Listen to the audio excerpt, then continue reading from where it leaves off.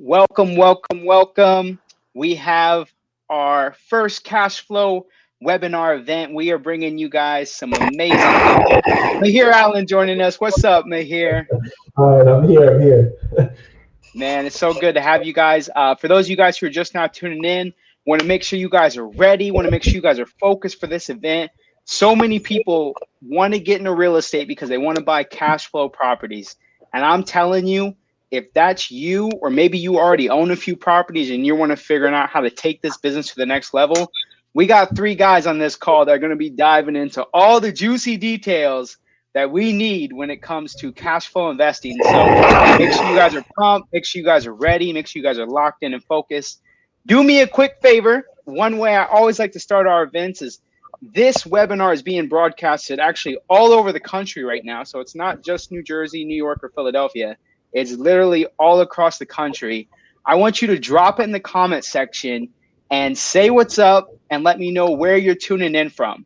You know, you coming from Philadelphia, you coming from Brooklyn, New York, you coming from Jersey City.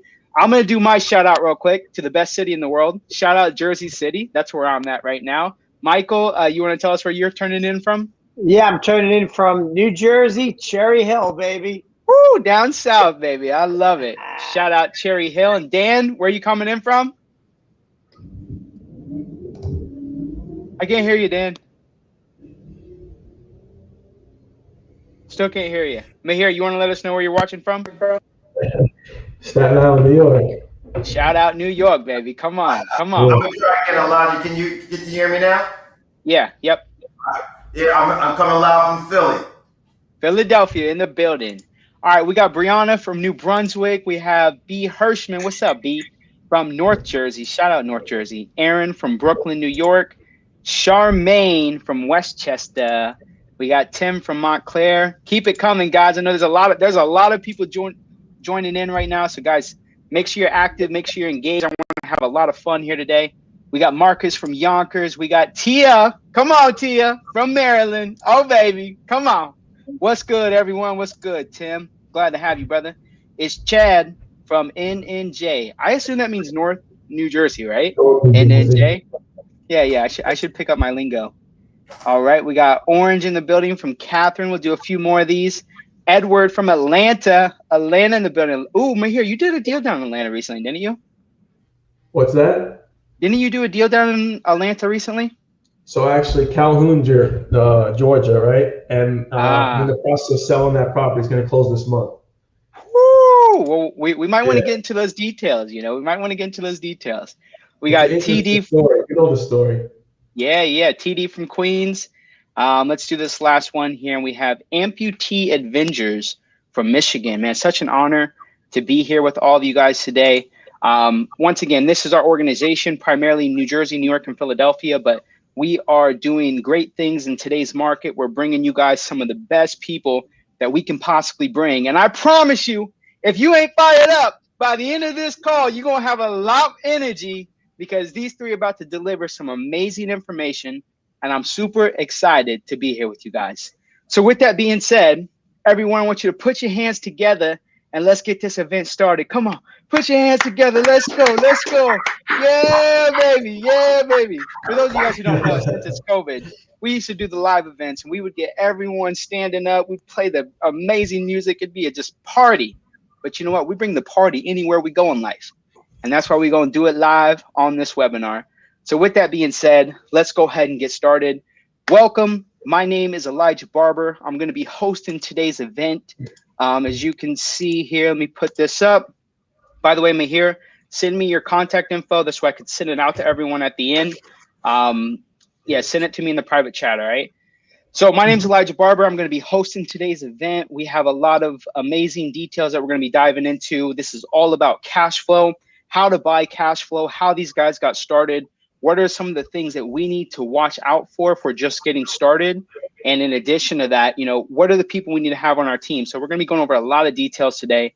I have these guys for an hour and a half. We're going to be getting nitty gritty and we're going to learn a lot. I'm super excited. I'm a local realtor as well as an investor in the North Jersey, Central Jersey, and South Jersey markets. And today I have the opportunity to be your host. And we're going to kick some butt today, baby, because I'm pumped up. So today's event is the real estate cash flow, okay, and working with private lenders. And I have three amazing guests. We got Michael Lerman, Dan, the real estate man, and Mahir Allan. Real quick, just so my audience can know, I'm going to do intros for you guys. But real quick, are you guys pumped up for today's event? Oh, yeah. Woo! Mahir, any backflips? Any backflips, Mahir? We need a backflip from somebody. Come on. Come on. There you go. Do the spin. Do the spin. Come on. Do the spin for us. I'll do the spin. I'll do the spin. All right, here we go. Yeah, baby. Come There on. he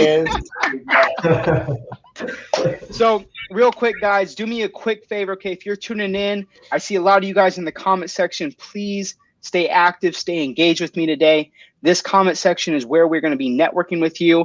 If you guys have any questions at all throughout the event, it's very important that you type in the comment section as soon as the question comes up. Don't wait because you might forget it. Drop the question as soon as you think about it. Put it in the comment section, and towards the end, I'm going to be pulling up all the questions that you guys have to make sure that we get those answered, okay? We'll save the last 15, 20 minutes or so to dive into your questions. So make sure you guys are using that comment section. You guys can also network with each other there. You guys can say, hey, what's up, shout out, whatever, okay? This is where we are networking today. It's in the comment section is where it's going down, all right? Now, with that being said, there's a few announcements that I have before I get into introductions of these amazing gentlemen. And the first announcement is this. We have a very special cash flow summit coming up on March 20th. So it's literally coming up next Saturday. All right, March 20th, we have our first ever cash flow summit, which is going to be a 8 to 9 hour event. Okay, where we're going to be diving in. We're going to have so many different speakers on there. A few of the speakers that are on here are going to be at that summit. And we're going to be discussing so many different details when it comes to buying cash flow properties, right? Whether that's just starting off and how to find these deals, whether that's the construction aspect of things, whether that's the legal side of things and how to structure your contracts, as well as contracts with tenants, okay, and things that you need to look out for. We're going to have two amazing attorneys on that call on Saturday, March 20th. We got Joe Consul and Scott Pfeiffer that are going to be just going crazy when it comes to contracts and providing so much value to you guys. And the cost for this event is typically around $200. Okay. And let me see, it's me here. Okay. Sorry, there's a little bit of echo. But the cost for this summit is typically around $200. All right. And today, for those of you guys who are on this live call, we're going to be giving the cash flow summit away for the cost of our membership. And the membership is only $97. So with the membership, you get access to our entire club for an entire year. We have all the recordings. Okay, we have a whole website full of education. In addition to that, we do a lot of these events every single month and week, and we have special events for our Prime members. So you as a member, you get access to our inside groups, as well as, our Rolodexes for people that we work with, and the whole educational website. So the cost for the membership is $97. So if you join the membership today, we're going to be including the summit, which is a $200 value, with the cost of the membership. Okay, so I'm going to go ahead and drop that link. I think, Nick, we only have it for like the first 10 to 20 people. So let me put this up here now. All right. I just put it in the comment section. Okay. You can go to realestatecashflowsummit.com to get your tickets for the summit as well as the membership. Once again, that's realestatecashflowsummit.com to get your tickets for that. And I just put the link in the comment section. So with that being said, let's go ahead and get today's event started. Oh yeah. So let's get into the introductions. Up first and foremost, we got my man, Dan, the real estate man. DMH Investments, founded by Mr. Daniel Harvey, is a privately held real estate company headquartered in Aldan, PA. The business was formed back in 2008 to take advantage of the favorable investor real estate market. Their primary focus is the acquisition of properties in need of rehab. And, they buy these things, they rehab them, they'll keep some of them, they'll sell some of them. They're super creative. They know what they're doing. DMH Investments has excelled at this by being solution-oriented company. Dan, say what's up to our audience and let us know how you're feeling, brother. What's up, Elijah? What's going on, everybody? How's everybody doing? I'm feeling great. I'm happy it's finally warm out. So, and I just, I'm doing 75 hard, and I just finished my second workout, so I'm a little pumped up too. I'm feeling good, so I'm ready to go. I'm ready to share some great information. Drop some gems on you guys, and hopefully inspire and motivate people. We love it, Dan. We're super excited to have you. It's an honor to be here with you, and we're excited to dive in with you, man. All right. Up next, ladies and gentlemen, we got my man, Michael Lerman. Michael's still working on his catch name. You know, we got to come up with something for him by the end of the call. Michael J. Lerman, okay? As you guys can see, his number's up there, so make sure you guys take advantage of that. But Michael is a seasoned real estate investor and entrepreneur who has a diverse background in the real estate industry. Michael started investing in real estate 30 years ago, and over that time has built an impressive portfolio, including single family, duplex, multifamily, and even commercial properties that he self-manages. And I know so many of you guys have questions about managing and hiring managers. You guys are going to get to hear all the juice from Michael today. So I hope you're pumped up. Okay, he has an extensive knowledge and experience with creative financing options as well. And last but not least, Michael's experience in the real estate exceeds to being board president of several condo associations in New Jersey and PA, and managing large real estate networking groups. In addition, Michael has a real estate license, which he utilizes for investment purposes. Michael, say what's up. Let us know how you're doing today, brother. Beautiful. Thank you very much. Listen, I'm excited to be here. I'm excited to share all the knowledge. I'm honored to be here with everybody. And I want to give a special shout out to Max and Jenna. I saw them in the comments. Hello to you guys. Thanks for joining. Guys, it's amazing. And one final thought, guys, you got to be crazy not to take this $97 membership and get the Cash Summer for free. It is going to be phenomenal, guys. So I'm excited to be here. I'm honored to be with everybody, and I can't wait to start sharing, guys. Thanks, everybody. We appreciate you, Michael. Max and Jenna, what's up for Michael J, baby? Come on. We shout out everybody. Let's get it. All right. And our last guest of the evening before we get this show on the road, we have my man who I've known since the day that I got started in this real estate business, Mahir Allan. Started his entrepreneur career back in 2014. We're dating him. We're dating him here, okay?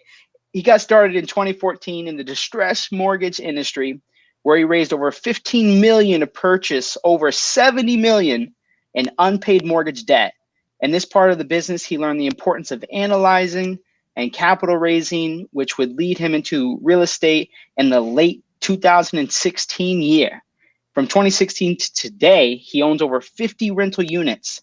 And that's a short period, guys. I want you guys to understand that, okay? He also has a property management business and has completed more than 20 fix and flips. As the process has gotten refined over the years, he has built up strategic partners, private lenders, and other resources to handle many aspects of the business. His next venture will be built and start adding apartment complexes to his portfolio, none other than the Mahir Allan. Mahir, say what's up. How you feeling, brother? What's going on, Elijah? How you been? Been I'm good, ready to man. go. All right. So let's go ahead and get started, gentlemen. So we have a lot of people on this call that, might be brand new to cash flow investing. So I kind of want to go back. I know you guys have been in the business for a few years now, but take us back to kind of that first cash flow property that you were looking at. Let us know kind of what you were doing before you got into cash flow, and why did you decide to buy? Like, what is it about cash flow that kind of caught your attention to make you take action and buy that first property? And we'll get into the details of your first deal. So let's start off with Michael for this. Sure, thanks. So for me, this was a while back, but for me, I wanted cash freedom, right? I wanted financial freedom. I wanted to find a vehicle that I could, A, get some income on a monthly basis, B, start building some wealth, and C, start obtaining some assets. Real estate does all that for you. So, many years ago, I really didn't know what I was doing, right? I got a couple of books, I read it, and I just, in a sense, just looked for some places that I can buy that. Back then, I was looking for places like 50,000, 75,000 that were kind of in my price range. I can put down 5%. I put it in my own name way back when.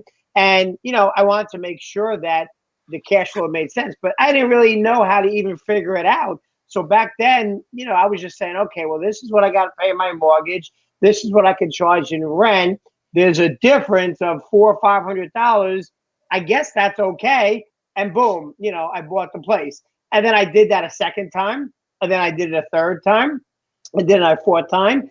And then I started piecing it together. And I started meeting new people that were in the real estate business. I started doing some networking. And then they kind of started helping me and shaping me to really looking at, you know, the metrics when you're buying it, and looking at cap rates, and looking at, you know, the areas, and looking at appreciation. And but you know, in the beginning, guys, sometimes you just have to do it. You just have to take action, because if you're gonna, you know, you ever hear of analysis paralysis? That happens so many times in the real estate industry. People or investors just kind of sit there and sit there and sit there and analyze the deal, analyze the deal, analyze the deal, analyze the deal. A year goes by, 3 years go by, 5 years. Guys, sometimes you just got to pull the trigger, you know, and go. Now, obviously, you want to do your research, right? You want to make sure it makes sense. You want to make sure there's a positive cash flow when you're doing it. But if you do the research and you spend a little time and you take action, you're going to deliver, and you're going to be very, very happy with the results. So hope I didn't take up too much time on that. No, that's great. So when did you buy your first cash flow property? So I probably bought my first cash flow property, I would say probably about 28 years ago, 29 years ago. In fact, a quick funny story. So I bought the first one. It was a 2-bedroom, 2-bath for $75,000. And then about a month later in New Jersey, it was a garden apartment complex. So in a building. So I bought the first one. And then about a month later, another one in the same complex came available for $80,000. I bought one for $75,000, one for $80,000. I'm like, do I really want to spend $80,000? I just bought one for $75,000, but I said, you know what? Let me just do it, and I'm ready to go. And then about a month later, another one came available for $90,000. I'm thinking, there's no way I'm going to spend $90,000. I just bought one for $75,000. I bought one for $80,000. Why the heck would I buy one for $90,000? So I passed on it. Let alone, you ready for this, everybody? Probably about 2.5 years later, 3 years later, each one of them, ready for this?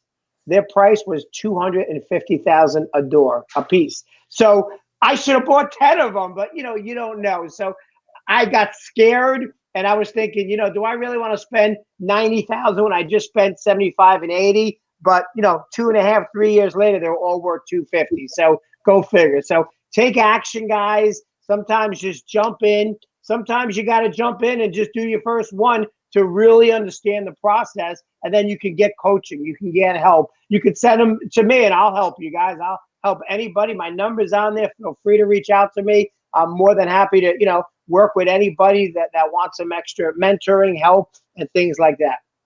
Yeah, no, that's such a good point. You know, like market appreciation is something, but that also can be analysis paralysis. You know, so many people, when they're trying to buy their first cash flow property, they're like, oh, I got to have the appreciation, and because they're looking for it, they don't ever get it.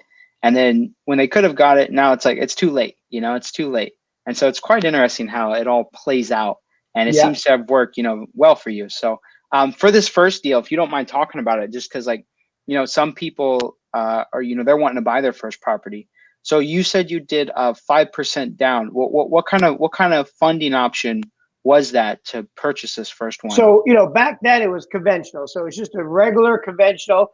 I put it in my own name, guys, right? I did 5%, went to the bank, and, you know, my credit was good, and I was able to buy it, you know, for 5% down. I did everything traditional.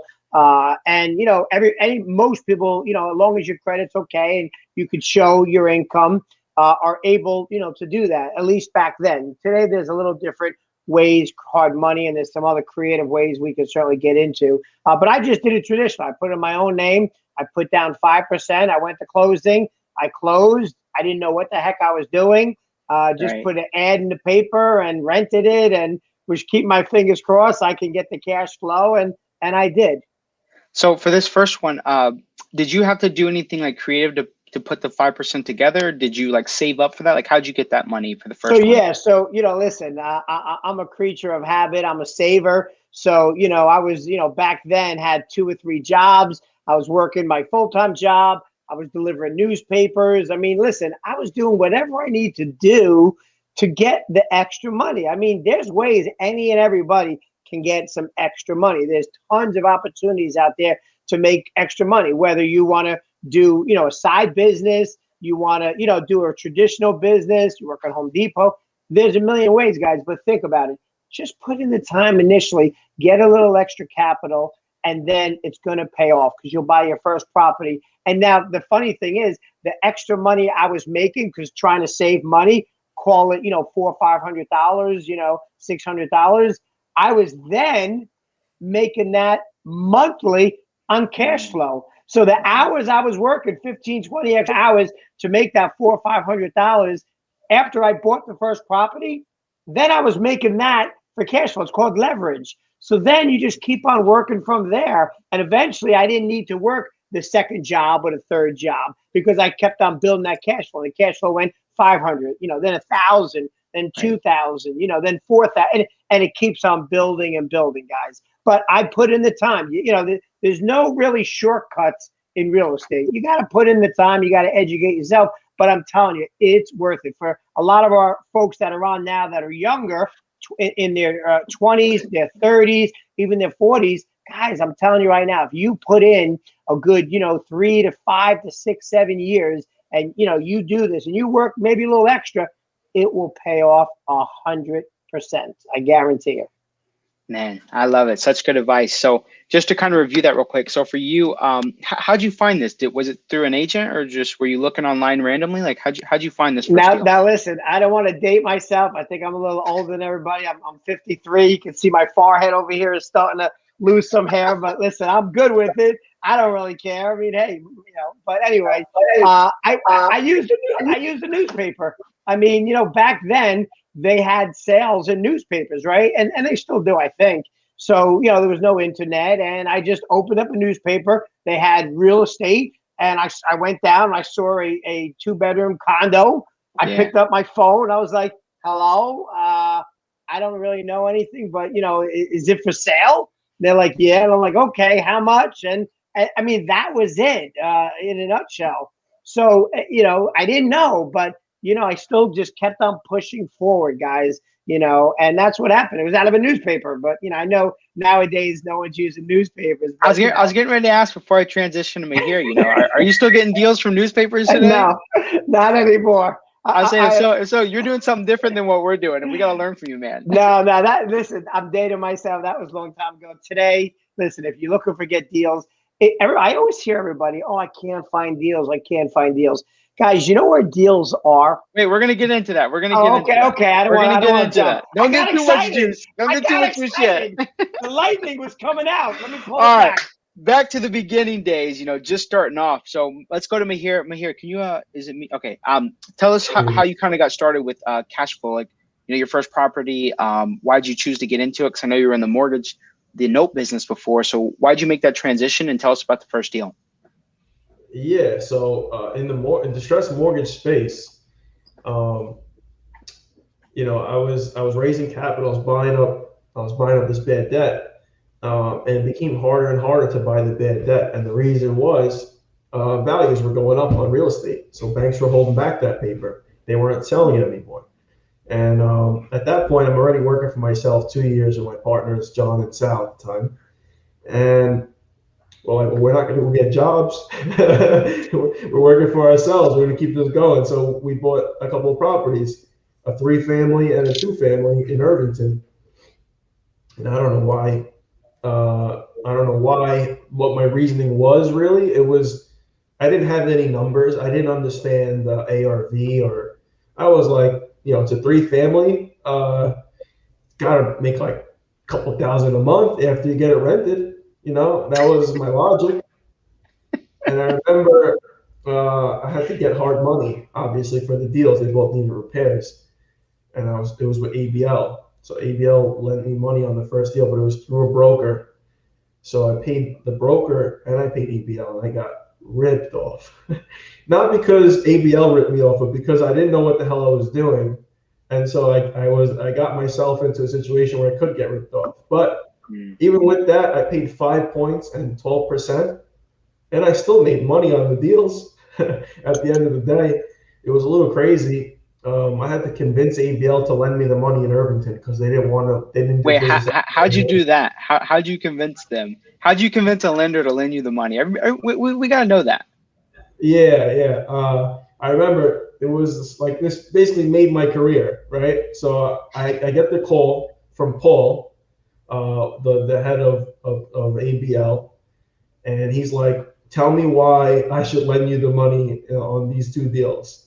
Were you ready for that? Like, did you know this call was coming, or this was just like right out of the blue? I knew the call was coming. The broker told me, "Hey, the owner wants to talk to you before he makes a decision on your profile, whatever, on your file." Yeah. And I'm at my brother's house. I got like the worst service, so I can only walk in this tiny little circle where I know I won't lose connection. And I'm like sweating, and I'm explaining my whole story about how I raised money in the note business, and I've never not paid anybody. My credit's great, blah blah blah. Like explaining what I think about the deals and how I think it's going to change in the area. And I had no knowledge to know that. I was just selling as best as I could. And he's like, all right, I'm going to think about it. It was like a 45-minute conversation about me, about my past, my history. And then the next day he gave the okay. He said, all right, I'm going to lend you the money. I got the money.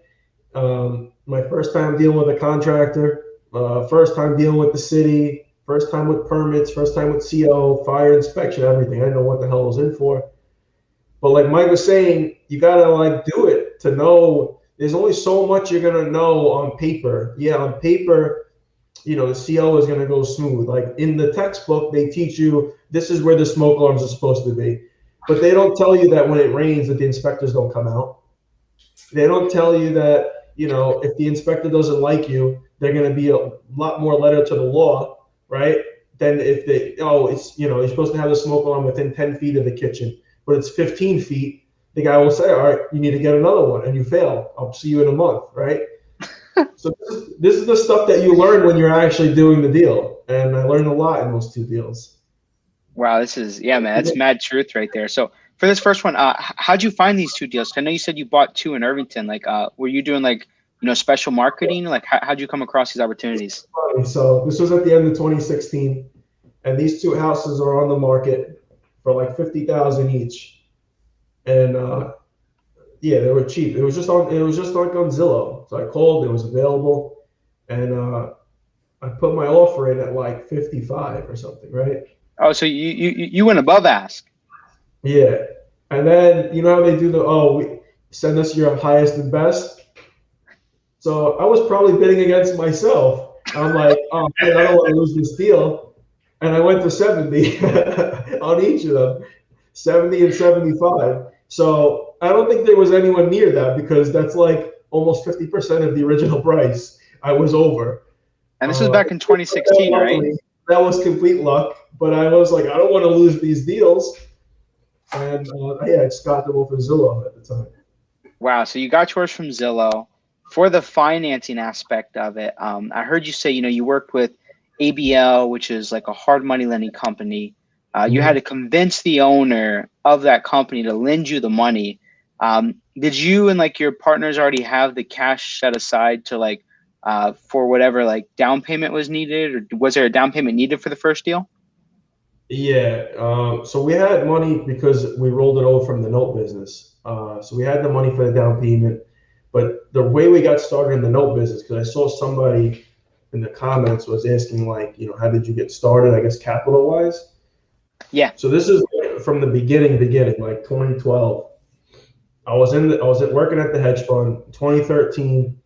I'm like, all right, I think I know what I'm doing. I want to invest. I invited my friends out to dinner, and 8 of the people out of the 9 agreed to put money into our like little joint venture. It was $5,000 a piece. But that's the only reason why I had they trusted in me, and I proved myself. So we turned that 45,000 to 63,000 in 9 months. And then that's why I left and started my business in 2014. But we only started with $5,000 a piece, but I just worked with a lot of people. Even though, you're splitting up your equity by 1/9, it was worth it because I got to do a test run with real money. because I could do all the scenarios I want, but if I didn't do it real money, it doesn't really matter. Right. Yeah, it's such a good point, man. So real quick before we transition to Dan, I have two questions here. You bought these properties in Irvington. Like, did you know what Irvington was at that time in 2016, or it was just a market that you're like, there's multifamily here? Something I could afford. So I put money into it. I knew nothing about Irvington. I didn't know 21st Street was the worst block in Irvington. I didn't know Lincoln Place was one of the better blocks in Irvington. I had no idea. I just bought them because I'm like, I think I can make money on these. Yeah. And then, so I heard you say you bought these for like $70,000. Did these things need any work, or like they were already like renovated? So if I knew what I knew now, it would be much easier. But for me, not knowing like 21st Street as an example, they cut the gas from the street and they cut the electric from the street. I didn't know about that until like 7 months down the road that was cut from the street. So the rehab's almost done, and now we're having to open walls back up because the inspectors have to come in and check things.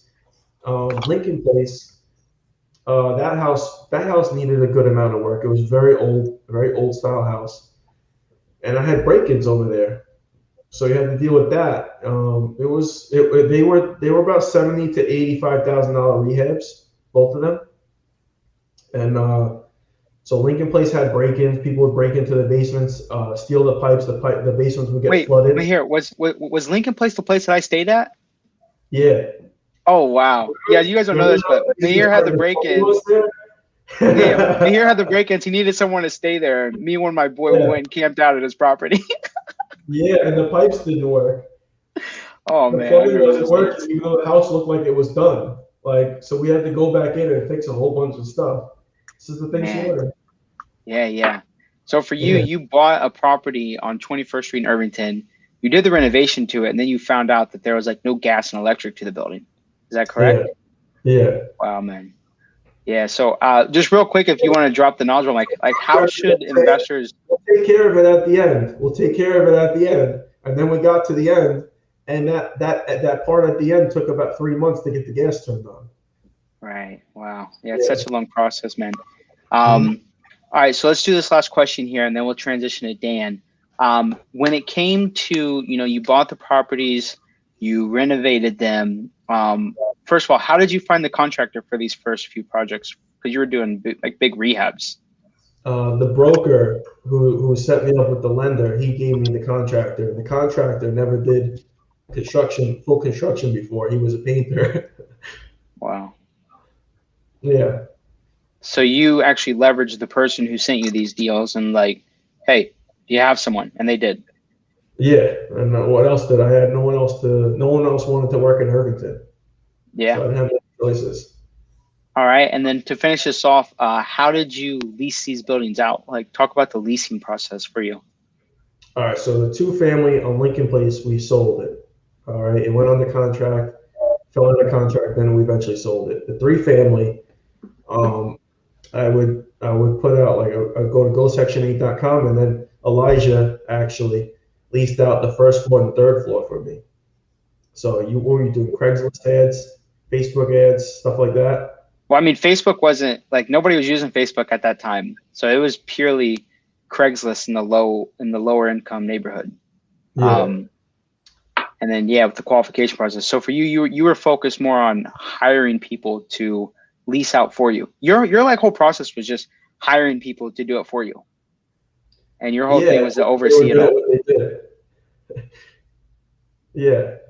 And if they weren't good, I learned and I moved on and found somebody else. Yeah, he fired them, which is why I don't work for him anymore. No, I'm just kidding. You got to be big time. That's what happened. Oh, no way. No way. Still a student. Still a student. Everybody. Running shows, running events and conferences, and you don't have time for that, renting units anymore. I always got time for you, though. You know that. Come on now. All right, let's transition to my man, Dan, the real estate man. Dan, we know that, well, if you don't know, Dan's been into huge apartment complex conversions, buying those 2 families, turning them into 3 and 4s. Dan's done a lot when it comes to cash flow. So Dan, kind of take us back before we get into what you guys are doing today. Take me back to kind of your first cash flow property and why'd you make the decision to get into cash flow? What attracted you about it? And let's walk through the first deal.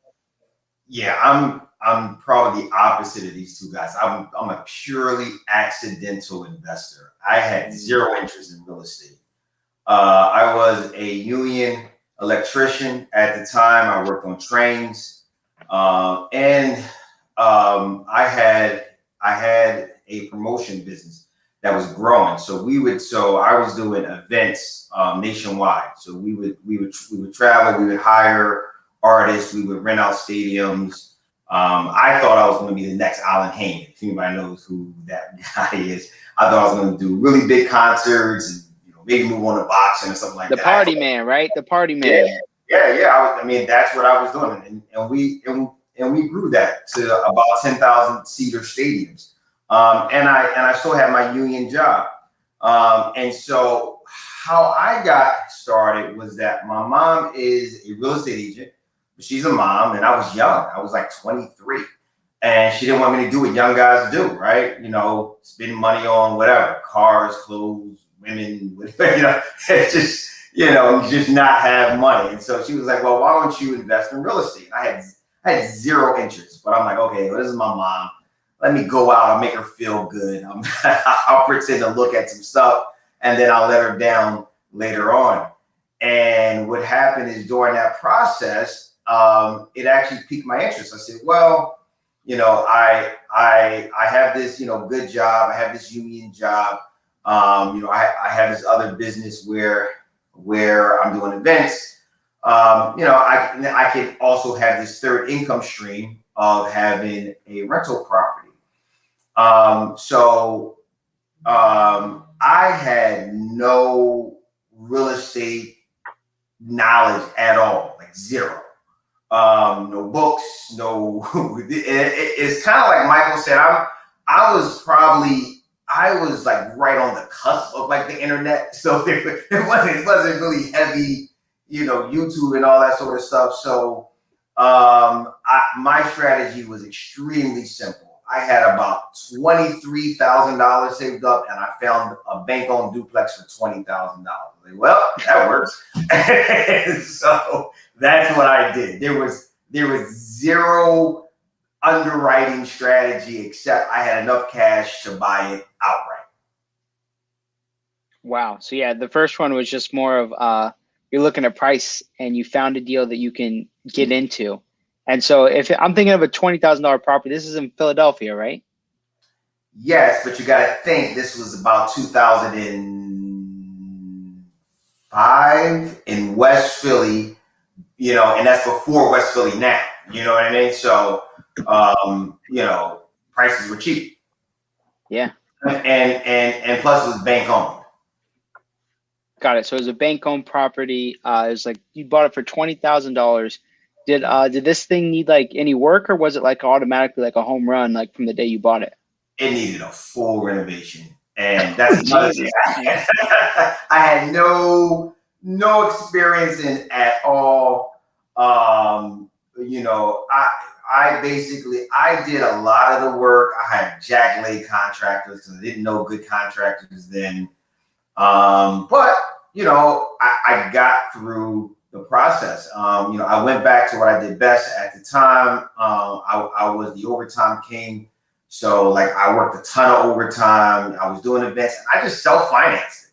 I would work until I ran out of money. I'd make some more money and I'd go back and work on it. And I did that back and forth. It took me about a year, maybe to finish, right? Year and a half. But I just self-financed it. Wow. So you bought this property at $20,000 and it actually took a year and a half to fully complete it. And that included you like financing it yourself, working extra hours, and you did a lot of the construction yourself as well. Yeah. A lot of construction. I mean, I was a beast. I would be working out of a 24-hour day. I was up probably 20 hours, but then I was in my early 20s. So to me, it really didn't matter. I mean, I was either doing that or I was going to be doing something else. I wasn't going to be sleeping. So, I just got busy. Wait, so you mean to tell me you're not working 20 hours a day right now? Oh, no. No. Get your rest, right? Get your rest. Yeah, absolutely. Yeah, I do not preach burnout. I've done that. It is not fun. Yeah, it's such a good point, man. And so for this first property, was this was a single family or a multifamily? Well, how many units was it? This was a duplex. Okay, so it was It two was family. a 2-bedroom upstairs, I believe, and a 1-bedroom downstairs. Wow. Okay, so a 1/2, and then did you end up like renting that building out, or like what'd you do with it? Yeah, so I wound up renting the building out, like I said, about a year and a half later, and I absolutely hated it. And what I tell people is that I didn't have the skill sets to be a landlord, right? Like being a landlord is a skill set. People think you just get these properties, stick people in it, and it magically work. It should be that. It really should be that simple, but it's not. And you have to learn those skill sets. And I had 0 of those skill sets. And it probably didn't help that I look younger than my tenants. So I wound up getting, like I said, I absolutely hated it. I was like, man, this is a pain in the, I was like, man, this is just a pain in the butt. Wound up getting the most pain in the butt tenant out of there. And I put that property on the market. And I remember this was like 2006 or 7, so the market was still really good. And I put the property on the market on a Monday, and I had 2 full price offers on a Friday. And I had sold the place for $87,500.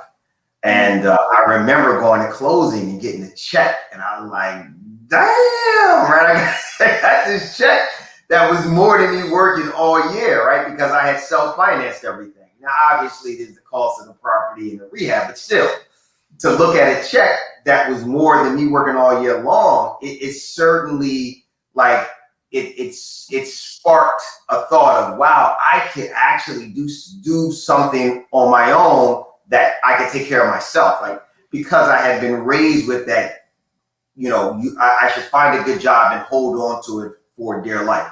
And I had found that good job really, really young. So this sort of kind of started to kind of chip at that. Yeah, that's spot on. All right, guys. I see your guys' questions. Like I said, I'm going to get to these in the last 10 to 15 minutes, so please keep these questions coming. In addition to that, I have to log off of the Facebook group. So if you haven't paid for the event yet, make sure you do so. Just scroll down to in the description detail. Sign up for our event. We are going to go ahead and cut this off from the Facebook group. So once again, if you haven't paid for the event or you're not part of the membership, make sure you do that now. This way you can have access to the event. So here we go. Let me remove these. All right, gentlemen. So let's transition here. We want to kind of get into kind of, what the market is like for you guys today, and what does business look like today? And so let's go ahead and get started, because I know a lot of people are wondering, like, when it comes to analyzing a cash flow property, let's start off with the analyzation aspect of it. What are you looking for like a great cash flow deal? Like, what's a great cash flow deal to you where you'll pull the trigger on it all day long? Let's go ahead and start with Michael for this. Sure. Thank you. So for me, listen, I look for minimum cash, cap rates of anywhere between like 11 and 15. And, some people might say, oh my God, where are those? They're out there. I guess at my point, I've been doing so many that, guys, I say this to everybody: never fall in love with a property. Fall in love with the numbers. And as long as you fall in love with those numbers, you'll find things you like, but don't fall in love with properties. So for me, I need minimum 11, to, 15 and up cap rate for me to really, make that, for me to, make it worth my while. And for anyone who doesn't know what cap rate is, do you mind running through that real quick? Yeah, I mean, essentially, guys, you're crunching all your numbers, and it's a percentage that you're getting over your costs that you're looking at, and you're doing the math, and you're making sure that, it's the right percentage of how much you're making, over your costs. Perfect. All right, let's go to Dan. Dan, what's your definition of, like, great cash flow opportunity? What's that look like for you?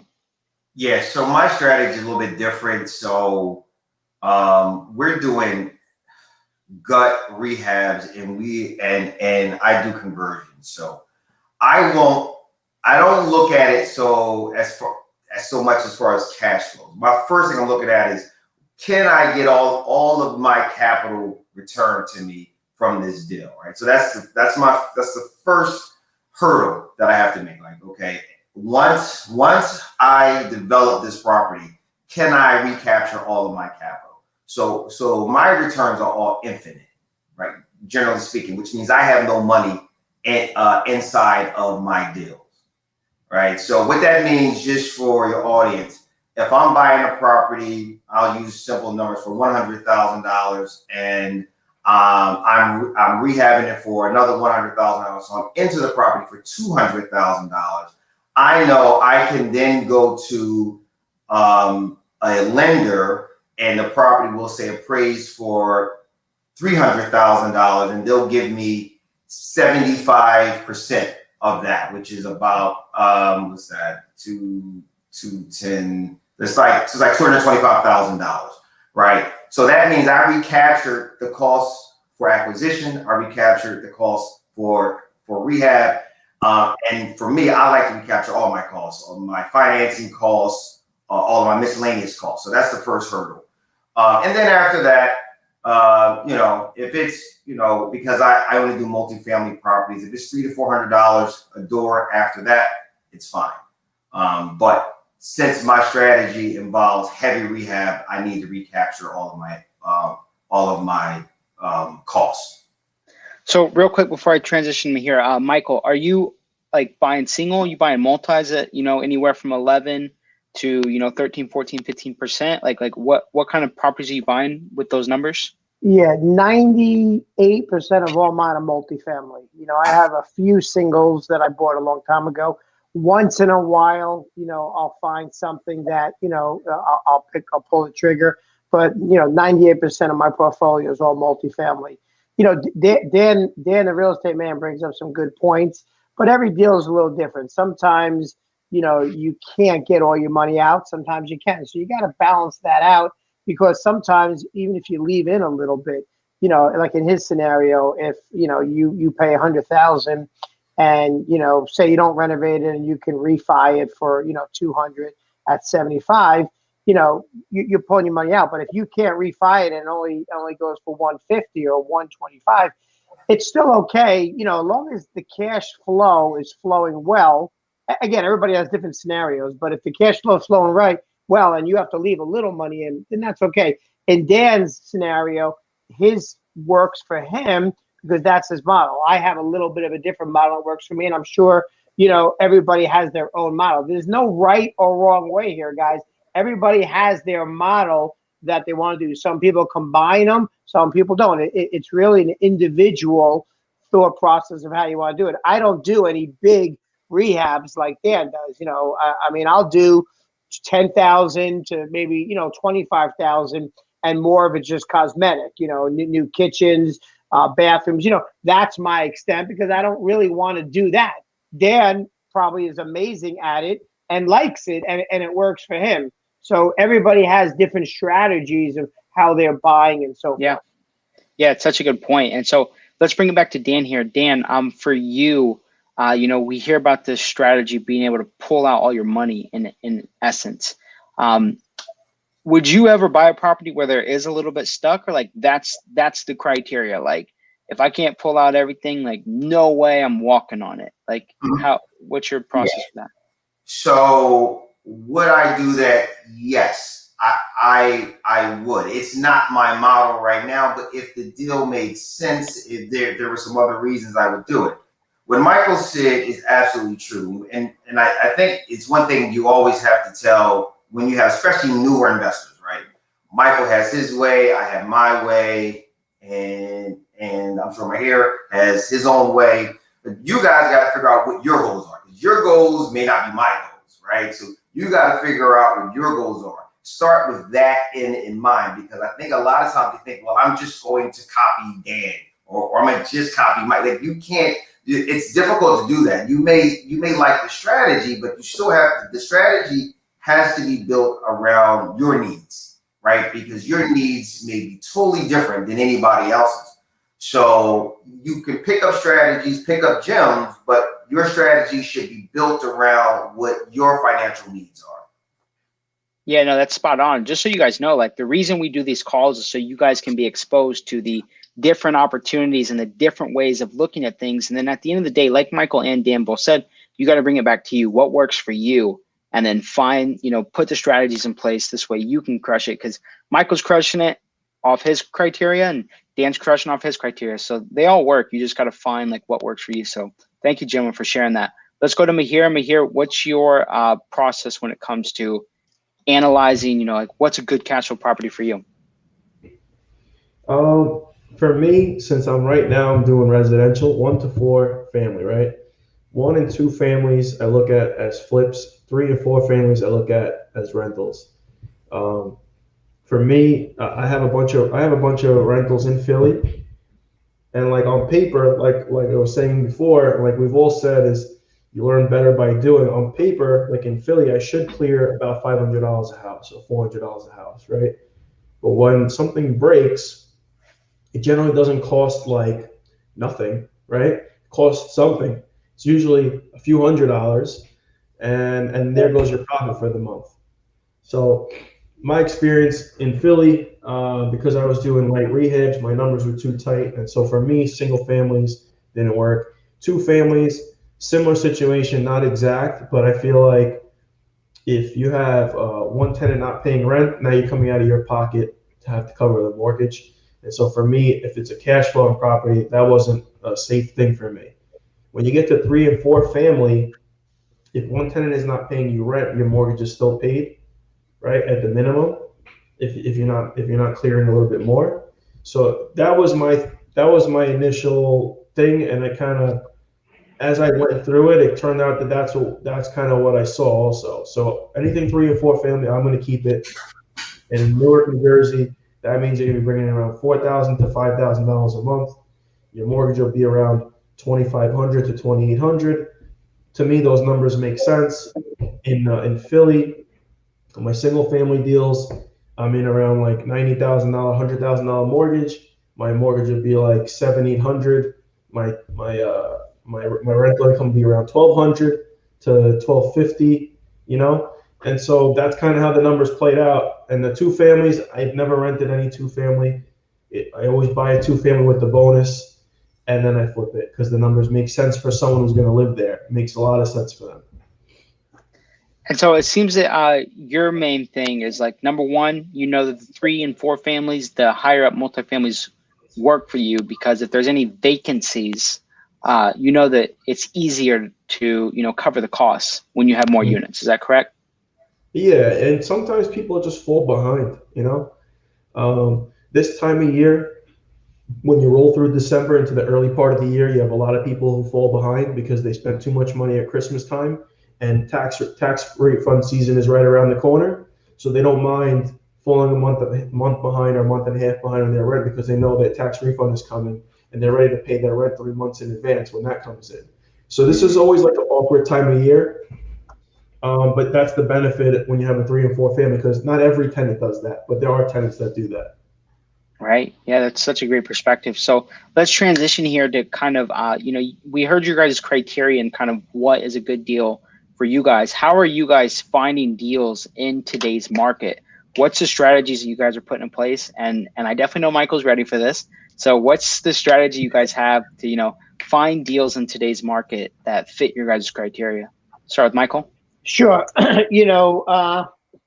Believe it or not, guys, it's about networking. It's about being on this, webinar. It's about joining and being a member to this amazing organization. It's about, networking with other investors. I can't tell you how many investor friends I have that share deals. Now, you might think for a second, wait a second, why is other investors sharing deals? Here's the reality of it. No matter how large you are, you can't buy everything. It's just the reality of it. So if you have some good relationships and you're going to have other investors that have deals, they know that they can't buy everything. So they might say, hey, Michael J., I got this good deal. I got 3 other deals going right now. I can't do it. Are you interested in it? And I do the same exact thing when I have deals that come across my desk, and if I have 2 or 3 or 4 deals going at the same time, you can only do so many. I mean, so I then offer them to, some of my other investor friends. Another suggestion is, guys, network with realtors, get friendly with some realtors. Even if you don't know them, pick up the phone and say, hey, I want to start buying in X area. I know you do some sales there. I'm an investor. Could you let me know if anything comes up? And what happens is they'll start calling you when stuff comes before it hits the MLS. I never buy off of MLS. I'm not saying anything's bad with it. I'm just saying if you want some good deals, a lot of my realtor friends or just realtor that I network will come to me beforehand and say, hey, this is going on the MLS. Are you interested? So I kind of get like first dibs, but I built those relationships. I built that network through there. And then, guys, some other strategies, get friendly. If you pick an area that you want to invest in, get to know the municipality, get to know the local inspectors, right? Get to know, people in the construction office. You would be surprised how much they know. And they always know what landlord is going to sell or what landlord is struggling. And if you build a relationship with them, I'm telling you, you'll get some, I hate to use the word inside information, but you will. I mean, you'll get some good information with that. And then finally, guys, there's a lot of amazing wholesalers out there, but there's also some bad wholesalers. So, be very careful with the wholesaling group. Just make sure, you find someone, maybe ask for them for some references, do some checking. And if they're, a true wholesaler, not someone that's just trying to get a house and flip it and make some quick money, a true wholesaler, then that's another resource. So I think I gave you 4, resources that you could definitely go and find some good deals. Now, Michael, real quick before I transition to Dan here, let's say, we're building these relationships and, we're being friendly. We're down at the municipality. We're talking to agents. We're talking to other wholesalers. And let's say we're new. Do you see it being a good idea to tell them that, we're trying to buy our first property, or should we come across we're super experienced, we know everything? How do you kind of recommend, approaching that first relationship? You have to be authentic. You have to be real, right? You have to be honest. Tell them, say, listen, I'm new. I don't know anything, but I would really appreciate you, maybe helping me. I'll take you out to coffee. I know we don't go out too much anymore, but hopefully that's coming, or could you let me know if you have some new? Guys, don't fake who you are. It's never going to work. It's not good. Be real, be transparent. People will appreciate that. And honestly, people want to help you. So that's my advice. No, that's spot on. I appreciate that. Thank you, Michael. Let's go to Dan. Dan, what are you guys doing? We hear you talk about these conversions. First of all, how big are these projects, and how are you finding these opportunities to do these conversions in your market? Yeah, so it's funny. I guess again, I'm probably on the opposite spectrum. My average rehab is about 250 to 300,000. And I prefer a true commercial project, so 5 units and up. Though I will do a residential project. It's just easier to create the value if it's a true commercial property. I'll do a mixed use property that is less than 5 units because it's still a commercial product. How do I find deals? So Michael hit one on the head, and I just did a video about that is one of the most underutilized tools that people don't think about. I think it's just these big secrets. It's you got to network with people. Right? You cannot be a secret squirrel investor. Is what I tell people. Right? I'm not telling anybody I'm buying. I'm just going to wait until I'm big. It's no, it's not how it works. It's not how it works at all. Right? You have to let everybody and their mother know that you're buying real estate. And especially if you're looking as real estate to become your full-time business. somebody asks you what you do, you don't say I'm a nurse, even if you're a nurse. I buy real estate, right? That should be the first thing out your mouth is real estate, so people connect you with real estate, right? Even if it's, even if it's not the right project, at least it's coming to you, right? And so you want to let people know that you're buying. As far as what I'm doing, I mean, I have a very specialized niche, right? So number one, most people don't like to do that big, heavy rehabs that I'm doing. I'm adding stories and underpinning and building out and doing all that sort of thing. So I will buy a property that most people just don't want to be bothered with, right? You don't want to do that much work. Secondly, I understand and I take advantage of the zoning and in a way that, again, many investors don't understand. They don't understand what the possibilities are. So when I'm looking at a single family, I'm looking at it and say, hey, I can turn this into a 4-unit building. I can turn it into a 5-unit building. They can only underwrite it as a single family. It happens all the time. And so they're like, well, I can't pay that much. I'm like, I'm actually paying less than what I could because it's how I'm underwriting it, right? So, and then lastly, I buy a pipeline. So I have, I have enough pipeline that I don't have to buy any deals for a while. So while times are good, while I have access to capital, I'll buy deals and I'll hold them. So that way I don't have to constantly be on the lookout for deals, right? I can just work through my own inventory at my own pace, and so I is less vulnerability to the market. And if I need to liquidate, I'll just sell some of the projects that I haven't started, or old portfolio pieces. Another tip I would give the viewers here, and this is very important. You need to really narrow in on what you want to be involved in when it comes to real estate. Right? Too many people are like, oh, I want to be in real estate. Like, real estate is a large industry. A large industry. So you need to, like when Michael was saying, when you're talking to these agents, right? You don't want to just say, and I'll use Philadelphia, I'm looking for rental properties in Philadelphia. Well, what does that mean? Are you looking in the Northeast? Or are you looking in South Philly? Are you looking for a single family? Are you looking for a triplex? Are you looking for a cosmetic rehab? Or are you looking for a turnkey? You need to be as detail oriented as possible, right? So this goes back to identifying what your objectives are. What are you trying to do? And then backing into the kind of properties that you should be buying. So when you talk to that agent, when you talk to that wholesaler, you'll say something like, I'm looking for single family properties in West Philadelphia, less than $100,000 that maybe need $20,000 of rehab.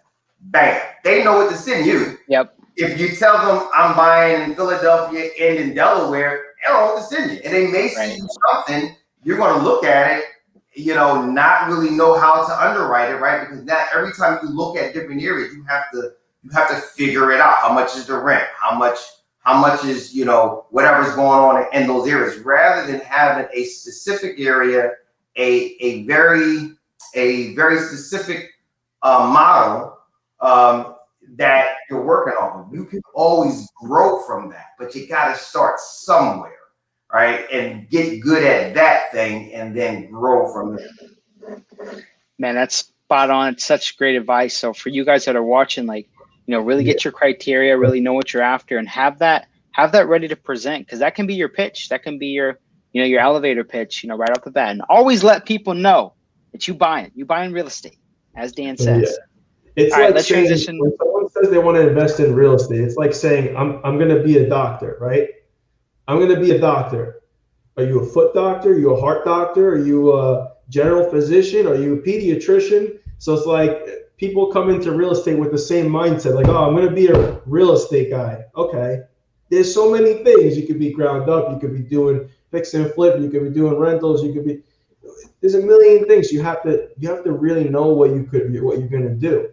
And then, like Dan was saying, okay, you want to do fix and flips. What's your price range? Or you want to do rentals. What's your price range? What areas? You can't just say Philadelphia, because every area has its own values, and you're not going to be an expert in 20 zip codes. It's impossible. You're not, you're not built that way, especially when you're getting started out.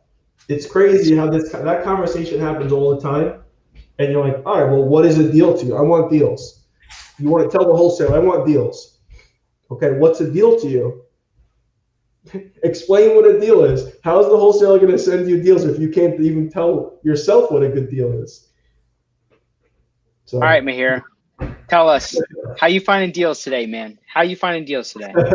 Wholesalers. I work with wholesalers, and keep the relationships. I'm a closer. They like that. They just keep sending me deals. So, but yeah, keep it simple. That's what I do. So for anyone who's just kind of, like maybe they want to start working with wholesalers, like, is there anything specific that you do? Like, do you provide HUDs, like, to show these wholesalers that you can close? Like, why do you feel wholesalers love to work with you? I guess if I go back to the beginning, it's they know that I'm going to do everything possible to close this deal. I'm not looking for an exit. I'm looking to solve the problem. Like our first deal, right? On 18th Street. I could have bailed in that deal a million times, but where I was right there the entire time looking to solve the problem. Well, how can we make this deal close? And I think that word gets around when they know, people know that you're going to close, and that if you put your name on something, your intention is to close. I think that carries a lot of weight. And I bought a very specific type of properties. I bought 3-family, 4-family for rentals. I bought single-family, 2-families for flips. Very clear, very obvious. When they send me a deal, I know what I'm looking at. They know what they're sending me. And I had specific areas where I would invest. It was West Philadelphia. It is Newark, and in and around those areas where the numbers, you can kind of control, your South Newark or West Ward or whatever, right? You know what the numbers are. So I was very specific. I didn't change my criteria a lot. I like that you come to the table with like a solution-oriented mindset. It's not like, look, I'm interested in the deal and I want to do it. So how can we get it done? And as problems come up, you're like, all right, here's a problem, versus running away from it. You're like, no, let's learn and grow from it and let's solve it. That's a powerful way of thinking, man. Yeah, we're problem solvers. When you start working for yourself, that's what you are. You start solving problems every day. It's not going to be, it's funny when I walk into the bank, people are like, oh man, like I want to be you. Like you're just wearing like regular clothes and a hat today. Like, I'm like, there's problems to solve all day long. I'm just here at the bank to make some deposits. It looks nice and cheery, and I explain it that it's so smooth, but all day we're solving problems. So you can't have that negative mindset that you can't get through a deal or you can't solve the problem on this specific deal. There's a solution if you work at it. Boom, spitting fire. I love it. All right, gentlemen, let's transition here. I got about another 10, 15, 20 minutes with you guys, and then we're going to open up to questions. So make sure you guys keep posting your questions. I see all of them. We're going to get to all of them. Okay, I promise. So we realize kind of what your guys' criteria is. You guys have found the criteria that works for you when it comes to cash flow properties. In addition to that, a big thing that I'm hearing between all you guys is like really networking and letting people know kind of who you are and what you do, and figuring out ways to add value to whoever that is. And even if that's through direct mail or door to door, just always finding ways to, be of service and add value is kind of the common trait that I hear when it comes to finding deals in today's market. And so once you guys have found this deal, what are you guys doing for financing? You guys doing anything creative? You guys working with the banks? You guys are you guys like Dan, still working 20 hours a week, 20 hours a day, and then saving? So let's start off with Dan for this one. When it comes to financing, especially you doing these $300,000 renovations, like how are you financing these things today? 97% of what I do is I use what's called private money. And I use some hard money. Now that's been a process, right? I started off using my own money. I used my own money for years. I kept building off of each deal, and then I would I would recapture all the capital and then I would use it for the next deal, right? That is one way. It's a very slow growth model because you're not leveraging. It's kind of risky, right? If that deal goes bad, well, there goes all your money. And so when I became a little bit more knowledgeable and I understood leverage better, which you guys getting into real estate, you got to understand money, you got to understand leverage, you got to understand financing. You have to understand those things. Once I understood leverage, I said, oh, I can take this $100,000, $200,000, and instead of buying one deal, I can buy 3-4 deals, right? And let the hard money company take the bulk of the risk and put up 80% in all of the rehab. And that went well. And then I learned about private lending, which is finding private individuals who have capital either in cash or in stock markets, in their retirement account, which most Americans have that they don't know how to access correctly. Once I realized that was a gold mine, I started going after that. And this is one important thing. I believe education is super important, right? Mindset, all that sort of thing. So when I learned about private lending, when I heard about it, a lot of these things I didn't know even existed. I didn't know. I come from a low income, blue collar kind of background. I didn't know these things existed. I said, oh, I need to learn about this. So I took a class. I learned about private money, how to do it correctly. So when the opportunities came up, I was prepared, right? You got to prepare yourself even before the opportunities come up, right? I see a lot of people just sort of kind of just for lack of better words, just trying to half-ass it. Oh, I don't really want to learn how to do it. I just heard about private lending and I just want to try it on somebody. It's no, if you want to learn, if you want to do something, learn to do it correctly. And so, so now I use private money, and it's really about relationships. It is not that sophisticated. The biggest part is being a man or woman of your word, right? People feel comfortable. People know no matter what, you're the sort of person who's going to pay them back. That's what most of it is. Most of this is not even about being the smartest guy. I'm not the smartest investor. This is smart. It's some genius level guys I've met. But people who know me trust me. They know no matter what, even if Dan catch a bad break. I've had a deal where I lost $100,000 plus, and I paid everybody. Everybody got paid. They didn't get paid in bankruptcy court. They got paid. They got out the deal and they got paid. And I moved on to the next deal. I mean, it's just that. You gotta really be built for it. If you get into this business thing and it's all wins, you're out of your mind. It doesn't work like that. That's not it doesn't go just up. It's up, down, up. So you have to be prepared for that. So yeah, I know I kind of went all over the place, but private money is the primary way that I fund my deals now. Fund the deals, yeah. Thanks for just sharing your truth. I appreciate that. Someone asked, and I'll ask this question: are you raising debt or equity with the private money from wealthy folk? From wealthy folk is what it says. Yeah. Are you raising debt? So number one, don't think everybody has to be super wealthy. That's not necessarily true. People have retirement accounts. You have to educate people how they can access it. All right. So don't think everybody is like a Rockefeller or something like that with wearing a monocle or top hat. That's not what every lender looks like. And what was the other question? What was the other part of it? The question is, are you raising debt or equity? Oh, okay. So right now is debt. So the size projects I'm doing, debt makes sense. Now there's some larger projects that I have coming up, $7-8 million. Yes, there's going to be an equity component to that. Again, that's really about understanding deal structure. So that goes to education, right? So I can give you a little bit on here, but if you want to learn it, you have to learn it. You have to understand it, because the people you're talking to, once you get onto that level of deal structure, and they're gonna know that you know what you're talking about, right? Yep. So the deals I'm doing right now is 100% debt. Perfect. In the future, there will most likely be an equity piece to it.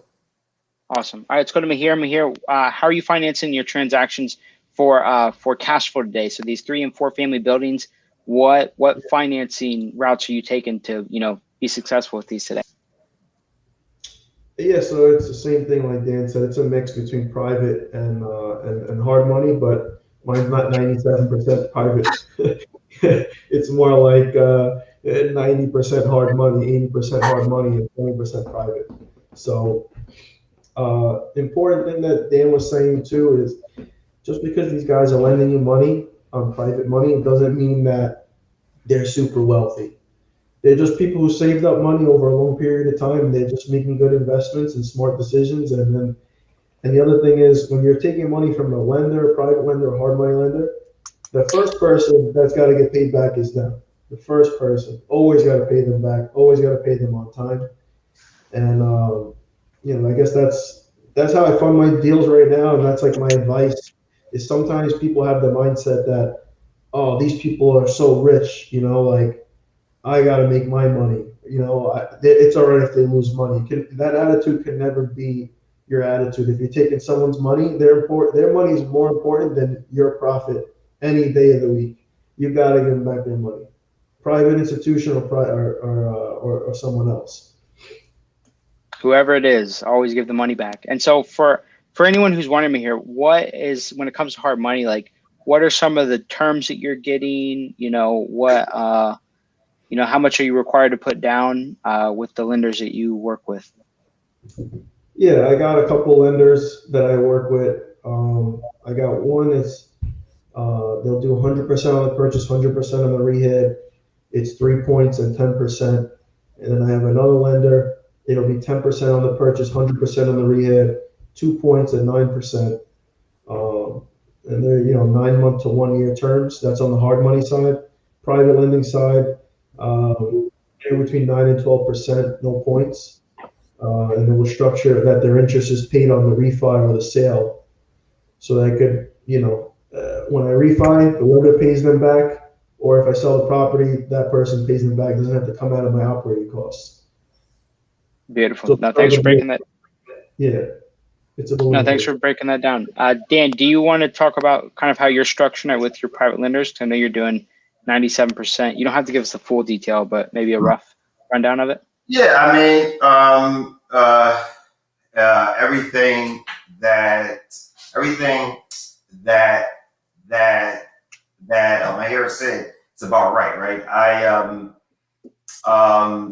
You're probably 10 to 12, and then some of them there are no points.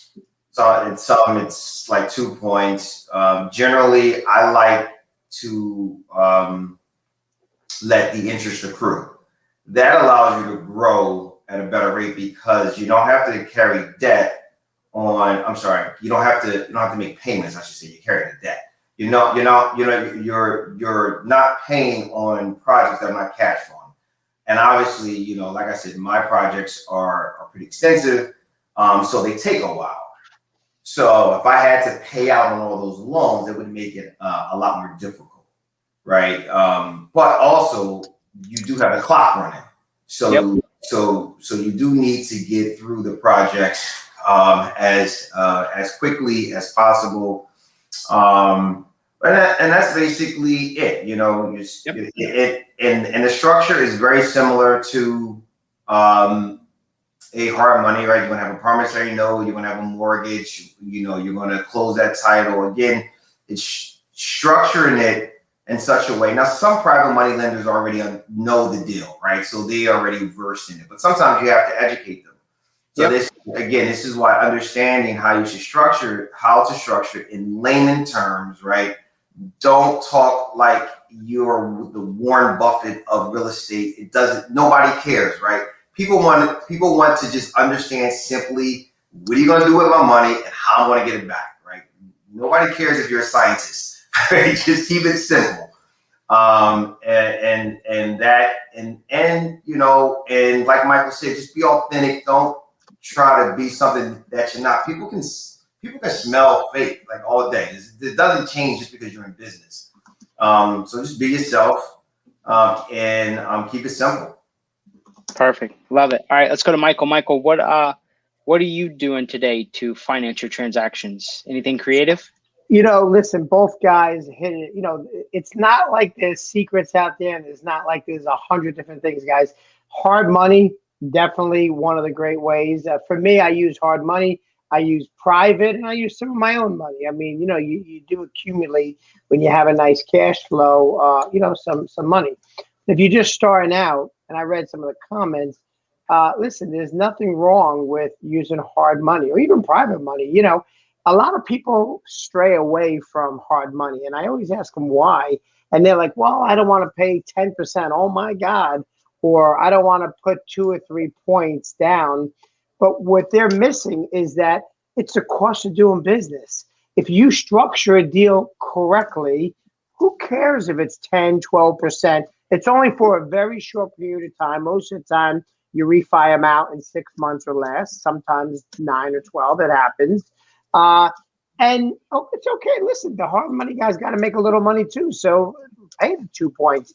The thing I love about hard money is you're leveraging. They have great percentages, like Mahir said, you know, 90% or 100% sometimes of the purchase, usually 100% of the refi of the reno. It just makes sense. But a lot of companies too, which is cool, guys, is once you get, I guess, accredited with a hard money lender, where they pull your credit report and everything, you're good for at least a year. And you want to ask these questions because you don't want your credit pulled all the time. But a lot of them will give you 1 year that you're good. But what does that mean? That means that you're already approved. You put a deal in front of them, and you can literally get financing in like 10 days, if not less sometimes. So most of the time, my finances is in place before my title's in place, title work. It's a whole different story. Some of the things are behind. But guys, there's a lot of advantages to using hard money. And then private money. I love private money. For the most part, the private money, you can usually talk to an aunt, you know, a brother, a sister. And I agree with these guys. They don't need to be rich. It could be someone that's just has money sitting in the bank, and, you know, say to them, listen, you're earning, what are you earning? 2%, 3%, 4%? How about you lend me X amount and I'll give you 10% back or 9% or whatever. And most of the time, private money, there is no points. I mean, you know, everybody's a little different. So you could save a little if the deal, it doesn't make sense there. But it's about knowledge, education. Dan made some great points. Guys, get a little educated. I mean, you know, there's so many webinars. There's so many YouTubes. Just pick up a few and just learn a little about it. And there's other creative ways. You guys are not going to like what I'm going to say next, but, you know, there's creative ways of buying. How about credit cards? And I know everybody says, oh my God, I don't want to use credit cards. But, you know, there's companies out there that will teach you how to get a credit card with a credit limit of, you know, 20,000, 30,000, 40,000. What's the big deal? Charge it. You pay the minimum payment. You do the project, and you pay back your credit card. So there's other ways, guys, that you could do this. And maybe in the beginning, you have to. I mean, listen, I'll be the first to admit, I probably was at one point like 30,000 in credit card debt. I had like 5 credit cards. I charged them all up, and I got the cash advances, and I did some deals and so forth. But that's what you have to do sometimes, you know. So there's a lot of different ways. It depends on the person. But education is so critical. Don't get all crazy about what the hard money is making or their cost, because it's about doing your business and moving forward and getting one deal done and doing a second deal and a third deal, leveraging your money. That's really what this is about. Man, that's spot on there. I appreciate you for sharing that. So we covered a lot of things today. Guys, we have like another 30 minutes of Q&A, so I want to run through that. But before I get into that, I just want to ask each one of you gentlemen real quick. Actually, a 2-part question. Number one, are your tenants, like, are you guys doing like cash tenants right now with, you know, COVID going on? Are you guys doing like government assisted tenants? What kind of tenants are you guys doing in your cash flow buildings? And what kind of tenants do you prefer if you have a preference? Let's start off with Mahir for this. Newark, primarily Section 8. They pay above market rent and above market. You get above market? Oh man, come on now. And that Section 8 is really not that difficult to deal with in Jersey. Philly, primarily cash tenants. The Section 8 over there is paying below market rent, and they're brutal to deal with. It's like a 2.5 month process. So why are you going to deal with 2.5 months of vacancy when you can just vet it out and get some good people who are working? And that's been my experience for those two markets. Appreciate it. Dan, what type of tenants? So Mahir is right. Section 8 in Philadelphia is dreadful, in my opinion. Though I've heard they've gotten better, so I don't know. Maybe I'll look back into it. So before COVID, I had no subsidized tenants. COVID hit, and we started taking on subsidized tenants.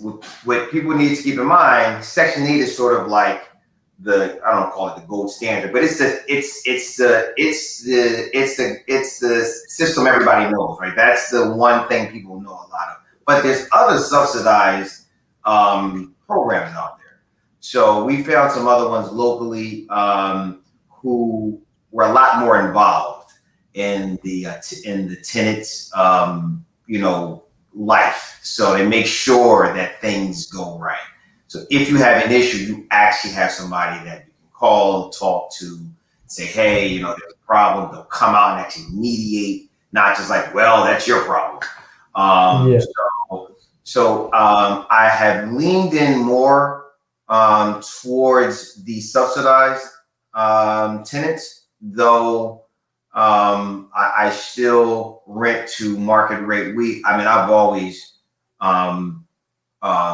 I vet very, very thoroughly. I would rather keep a place vacant than put in a bad tenant. It actually costs you less money. People think it's costs you more money to get somebody that's going to tear your place up and not pay you. I'd rather just be vacant and wait until the right person comes in. All right, Michael. What about you? What's your tenant preference, and what kind of tenants do you lease out to? Sure. So, for me, guys, it's a business. As a business, I like to have some guaranteed rent. So I do screen my people. That's one of the keys. Dan hit it on the head. You really got to screen your people. I probably have maybe about 35 to 40%, right, of my portfolio is Section 8. I love Section 8. I have a great relationship with them. When I say them, I mean, the Section 8 government that orchestrates it, And, I work with the inspectors and so forth. What people forget is you can interview Section 8. It's not like you just get a Section 8 and you can't say a word. I interview them. I put them through the same screening process as I do with a normal tenant. And I might have 2, 3, 4 Section 8 candidates in front of me, and I'll do the same exact process. So that's the key. So it's not so much their Section 8, it's finding the right candidate, Section 8 or market rent person, and then renting to them. And if you do that, you balance it out.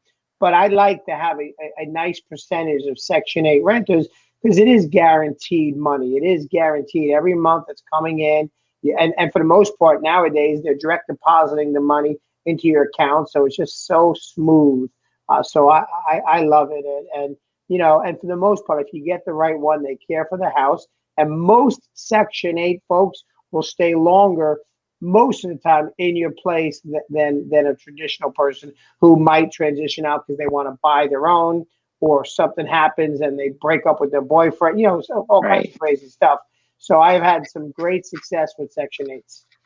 We love it. All right, guys, this is my final question of the night, and I'm coming straight to the comment section. So if you guys have any questions at all over anything that we've covered, drop in the comment section right now. We're going to spend, 15 minutes or so answering all your guys' questions. So make sure you drop the questions now. And by the way, we have the summit tickets in the description as well. So make sure if you guys like today's event, you're going to love the summit. So make sure you guys go and check out that link as well. I am putting that up in the comment section now.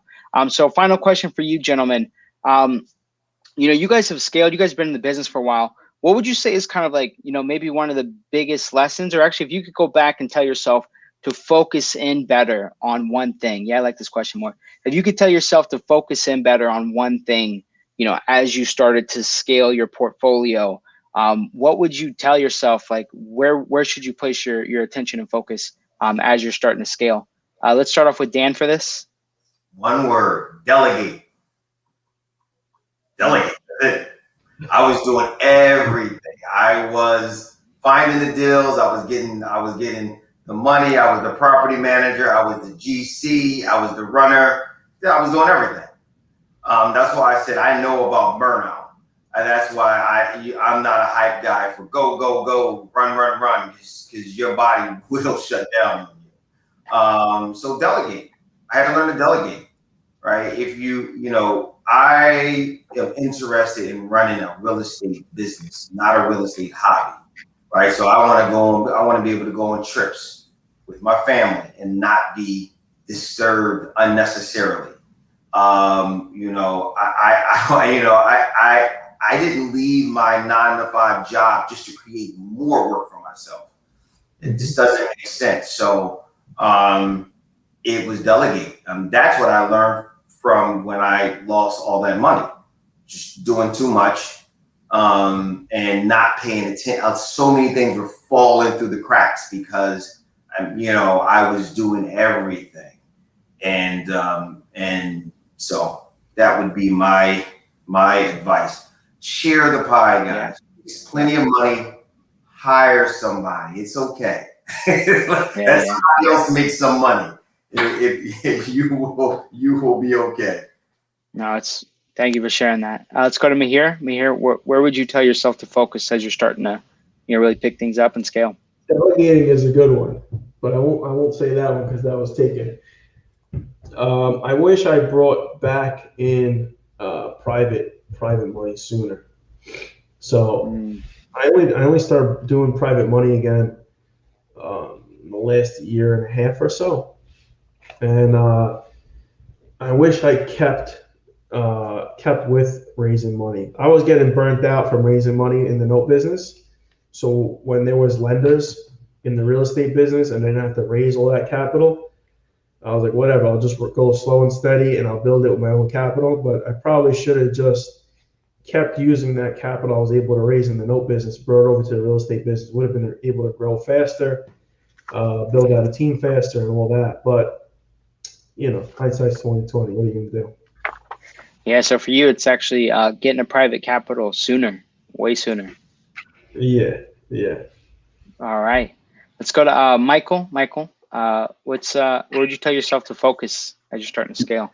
I'm a little different. For me, when I was first starting, it was for me comps and learning market rents. I didn't really have a good foothold on it. I really didn't know how to do it, and I had to learn it. So I bought a couple places that were probably, I didn't comp out what they really were worth or value. The same thing with market rents. I bought some places thinking that, I know I can get 1,200 when the reality was the market rents were 900. So, scaling in the beginning, and even scaling up, you just want to do your homework. You want to do your research. You really want to look at, what truly are the market rents. And and don't just take the highest you find, right? Because that doesn't always happen, because there's a lot of factors involved. What does your place look like? Did you remodel it? What appliances you have? There's a lot of little factors involved that factor in. So you really got to do your research, figure out what the market rent is, figure out the comps are. So that's something that, in the beginning, I didn't do enough of, that I would tell myself, if I went back in time, I would have to slap myself a little bit and say, really zero in on the market rents and the comps. And I think anybody starting off, again, do that. Now, again, don't go crazy and analyze it forever. Just get some basic knowledge, basic information, and that will help you, long term. Wow, nice. All right, guys, let's get into questions from the audience. Let's finish off with this. So for my speakers, keep your answers to like 30 seconds to a minute, if possible. Let's run through these because we got a lot of questions. So let's see, cash from the seller's market right now. right, yeah. So right now, buying cash flow, is it better to wait it out since it's a seller's market, or like, are you guys still buying in today's market right now? I'll start off with Mahir for this. Let's run through these. Right now, I'm just doing a whole bunch of flips. Cash flow is not. There's not a lot of cash flow deals. There's way more flip deals. Dan? I am not necessarily actively buying because I've bought up a lot in the last couple of years. But with my niche, yeah, there's still deals out there. It just really depends on, when you say wait it out, you don't know how long it's going to be. It's hard to time the market, right? So figure out what you want to make and find that deal, because there's no perfect timing of the market. Michael? If you want to go to the gym, are you going to wait till a new gym opens, or are you just going to take action, guys? Guys, there's tons of deals out there. There's no waiting here. We're in, what are we in, March? I got 9 deals closed already, and they're all cash flowing excellent. I'm no special guy, guys. The deals are out there. You never want to wait. Take action. Make sure the deal makes sense, but keep on going. Don't ever stop. Love it. This question's for me here. How'd you deal with the break-ins? Any tips for preventing it from happening again?